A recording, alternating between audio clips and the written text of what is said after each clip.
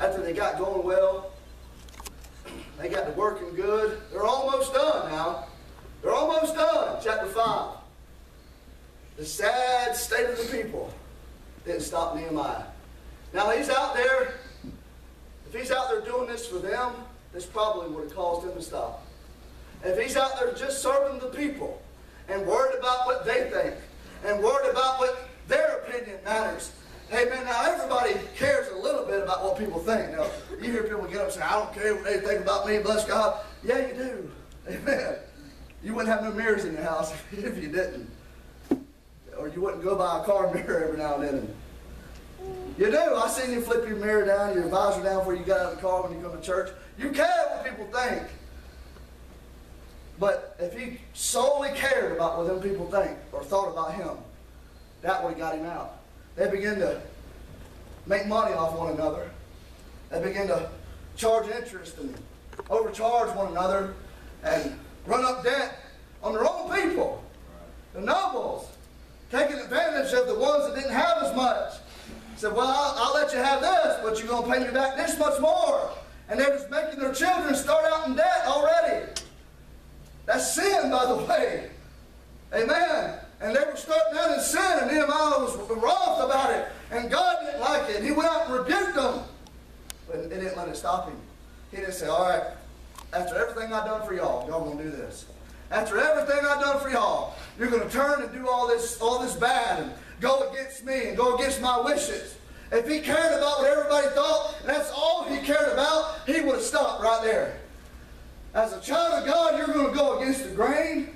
As a church that stands for the truth and old-time religion, you're going to go against the grain. You're going to go against it. Your family's not going to like it. Friends ain't going to like it. Other churches ain't going to like it. The world is going to hate it. He said they're going to hate you for my name's sake. You tell them where you go, and they're going to hate you for it. Ain't that the craziest thing? I mean, religion always separates people. I mean, it just does. He said he came not to cause peace, but rather division.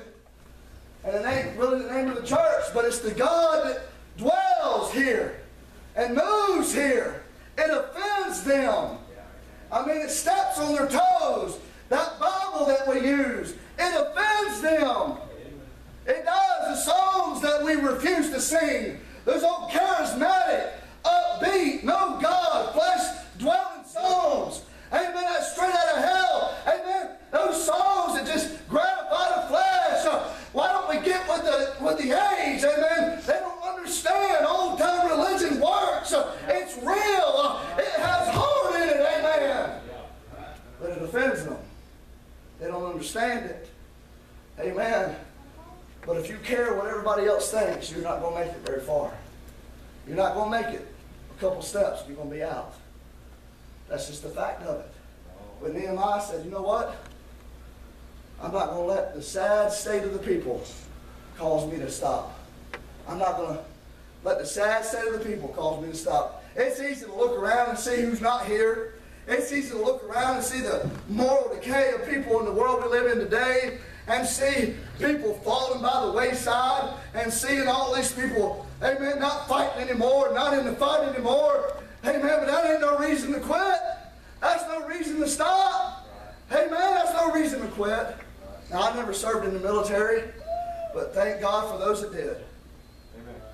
But I don't think we'd have too much to defend if every war we fought, if a soldier was by another soldier, and he saw that soldier go down, and because he got shot, he said, well, I'm not fighting no more. Well, he died. He got wounded. It's not worth it.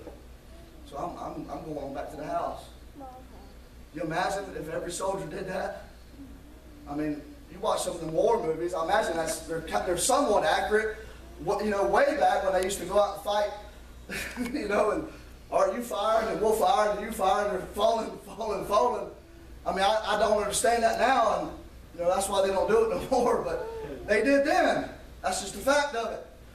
But you imagine, I mean, they didn't retreat, most of them anyways, until the captain or whoever was commanding them said, all right, sound retreat. Then they'd run like crazy.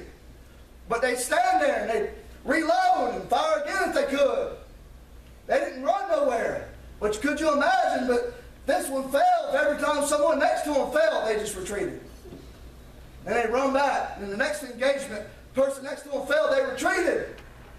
I mean, they wouldn't be good soldiers, would they? We wouldn't have nothing to defend anymore. If we do that as Christians, we're not going to have nothing to defend anymore. Old-time religion will be gone. Amen.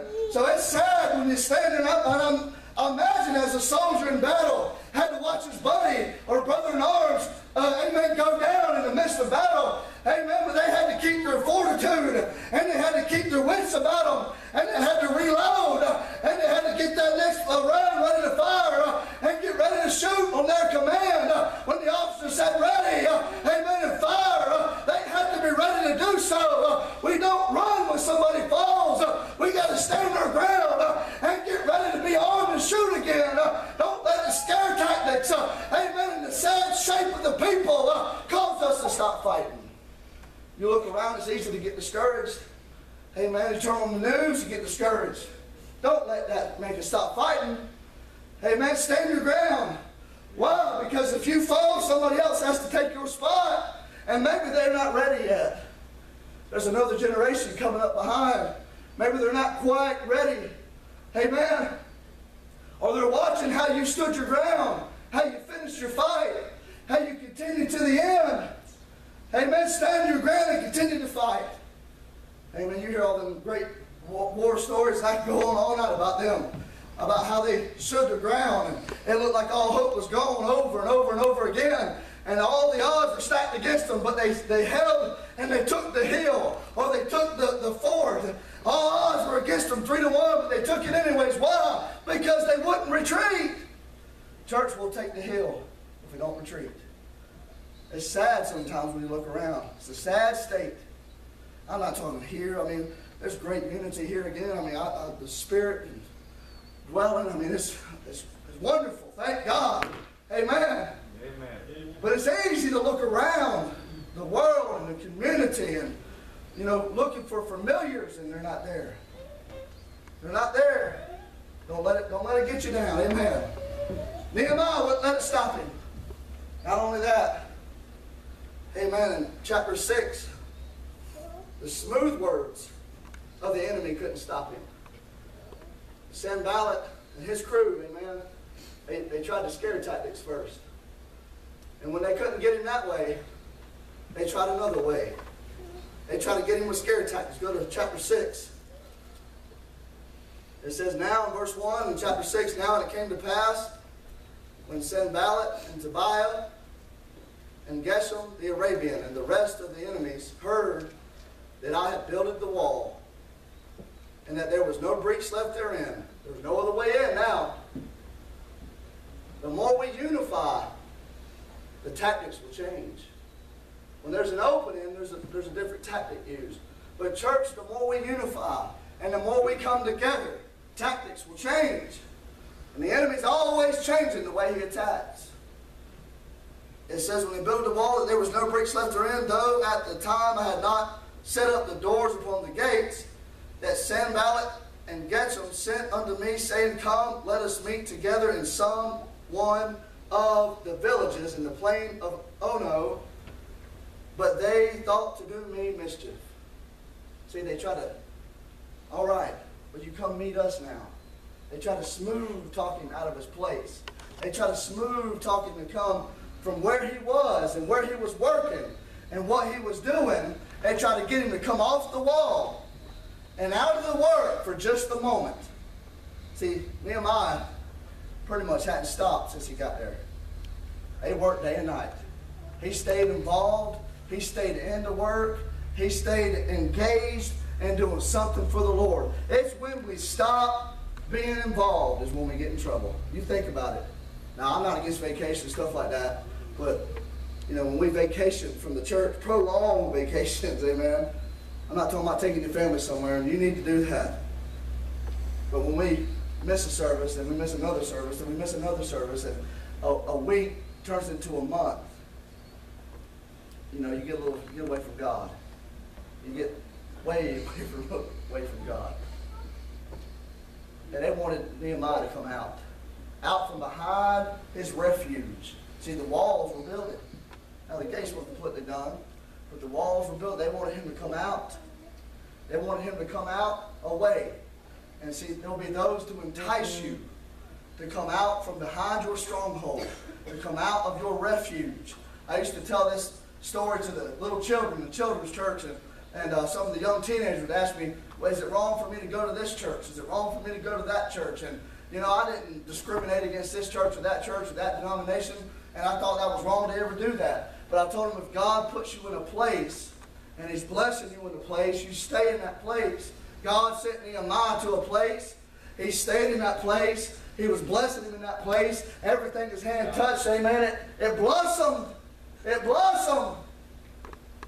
But they wanted him to come out for just a moment. He said, no, but they thought to do me mischief.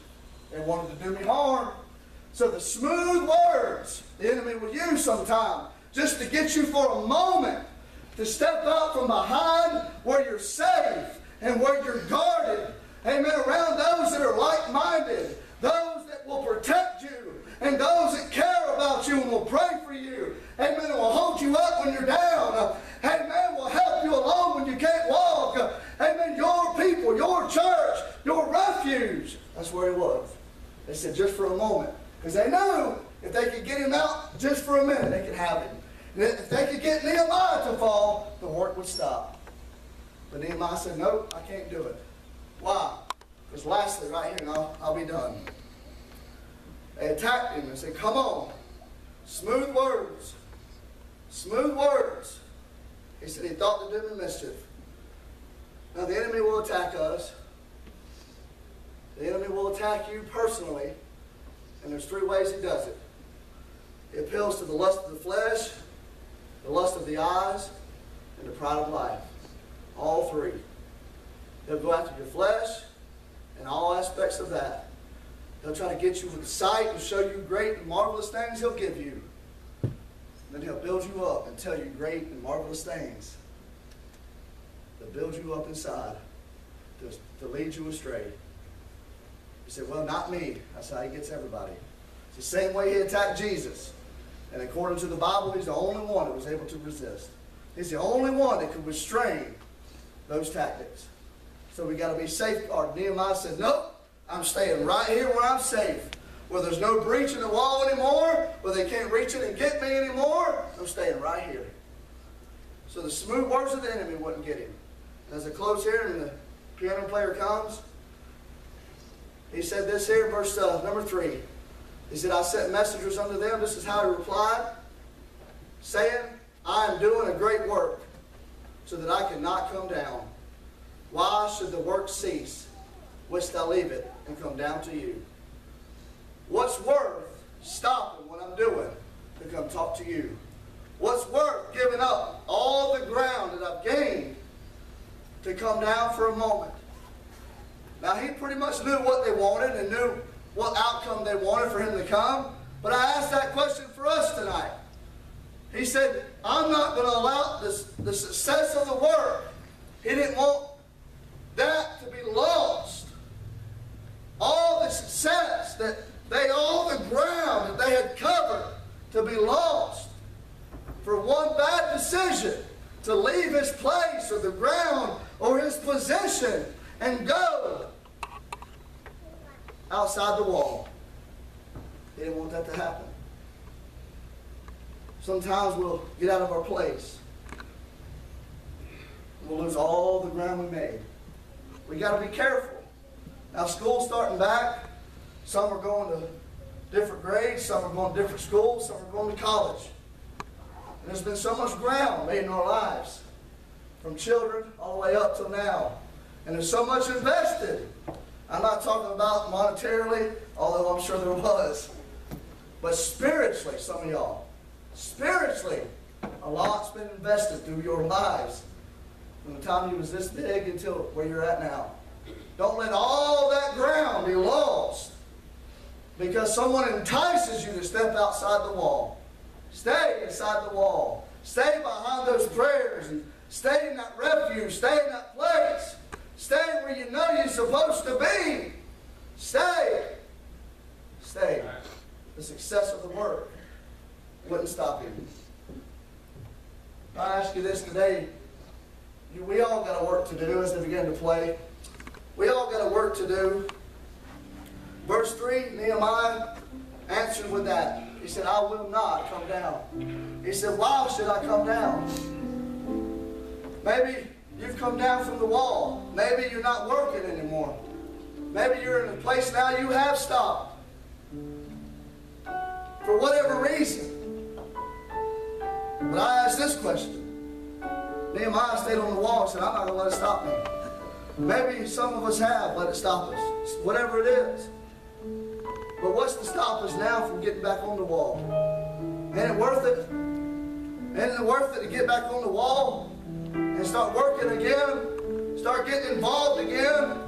Start asking God to give me a burden again? Whatever it may be. Nehemiah didn't move until he got a burden. He said, Lord, I want to get back on the wall. Give me a burden to do something. Give me a burden to do something for you again. Give me a burden. Again, he wouldn't have made it very far without that vision. I don't think he'd have done too well going before the king without a burden. God wouldn't have been in it.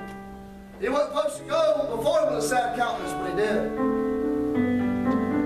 Say, God, give me a burden again. There's some things that wouldn't stop Nehemiah.